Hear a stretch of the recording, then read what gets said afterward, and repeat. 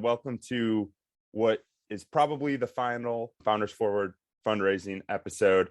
We're back with Jonathan. It's December 10th. If we rewind to 2 weeks ago, I believe the Juice had 1.5 or 2 million on the table, a couple term sheets in hand. So Jonathan, where are we at, and where's it looking like the round is going to land? Yeah, it's looking like we're going to close a $2 million seed round led by our friends at High Alpha. We had a few other term sheets we evaluated. Nothing was quite as advantageous for us in the business as the High Alpha term sheet, so we went with that one. We actually just did a first close yesterday, and we're going to do a second close here at the start of January. Happy to talk about that a little bit, but we're rounding out the round with some angels, a few other institutional investors, and we'll probably close right around $2 million in the seed Awesome. round.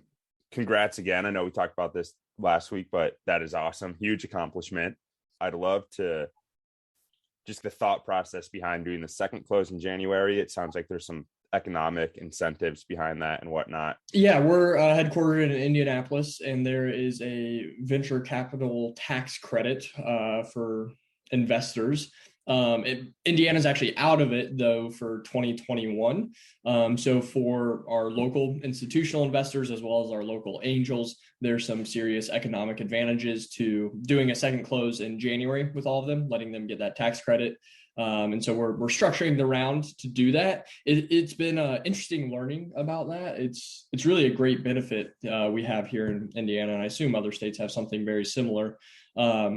And again, High Alpha is actually pushing the state to create more credits so that doesn't happen in the future. Obviously, a lot of activity happens at the end of the year, or kind of the Q3, Q4 timeline. So it's a kind of a bummer to have those run out on that same time frame. So hopefully in the future, that's something that gets fixed. But for now, we're just going to work around it, and that'll be better for, like I said, our local angels and investors involved in this round, letting them take advantage of that. Awesome. Yeah, that is super interesting. Something I guess I didn't realize, because you'll see the headlines. It's like, or the timeline of a company raising, it'll be a couple $1 million, and then 3 or 4 months later, they tack on like another $1 million. Is that going to be at the same terms, or? Yeah, yep, it will be. So it's really, it's really just strictly for that tax credit purposes. And we talked to everybody involved. We could have closed before the end of the year. We just want to kind of let our investors take advantage of that opportunity. Cool.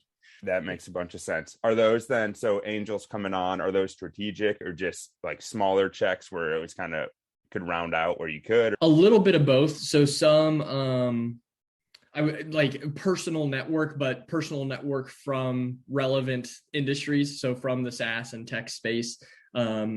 Eric, my co-founder, and I both have some former colleagues or mentors that are participating. And then High Alpha has a navigators network, which is executives across companies they've invested in or are involved in. And some individuals from the marketing scene there as well. So a little bit of randomness, a little bit of personal network, as well as like some marketing insight as well.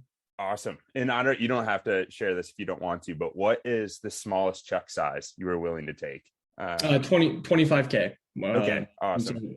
Most of the angels came in at that, a few potentially larger than that we're talking to. Some of that is dependent on the tax credit and kind of closing timeline. So another reason to wait until they can get that credit. Got it. Yeah. Because I know Elizabeth Yin, who's the founder of the Hustle Fund, she's big on, if anyone's willing to write $1,000 check, take it. But it seems like a point of contention where it's, from the founder perspective, that could be more work, or you're updating these investors, and if they're trying to be like a backseat driver and they only have $1,000 in there. That's something like I've thought about a lot. In our network, there's the infamous story of ExactTarget taking $5,000 checks initially, and what those turned into. I think there's a neighborhood somewhere around where Scott Dorsey lived that has a lot of pools now. But it is a lottery ticket for a lot of people, right? And that was something I actually asked Scott Dorsey about early on. Like, what did you tell those people, like, because there's that's the success story, right? Like your maybe friends, family that give you those really small checks. Like the good outcome is obviously great, but like it also sucks to lose your friends or family's money, right? If everything goes to zero. And he's like, that's what you have to tell them. You have to like only give me this check if you're okay with planning on it going to zero. It is truly a lottery ticket. So we didn't take on any lottery tickets in this round, but that is a good conversation for a lot of founders to think through. And I would agree that anybody that believes in you and is willing to give you money, I think that's somebody you want kind of in your corner. Exactly. Yeah, no, you do have to be super thoughtful with especially if it's like a friend or family or So by the way, you're probably going to lose all this. You could lose all this. Right. So interesting. Yeah, I just wanted to hit on that, like the PR behind it now. So that is, especially I feel like the last year, it's been just huge, where it's headline round, $5 million round, 20 million. What is any thought process behind the PR, or do you guys have any plan for that? So my background's marketing. Prior to starting the Juice, I was at another software company in the healthcare space. And I shared with you before this call, we actually raised a $10 million plus round there. And we actually didn't announce it. We let the news kind of announce it, but we didn't announce it. And I don't know if it's that experience or just, I don't know, maybe I'm old and crotchety, or maybe it's the Midwesterner in me, but there are certainly newsworthy items in fundraising, but at the same time, like, software companies aren't in the business of raising money. And sometimes I think that gets lost, like, the headline about valuations or how much you raised.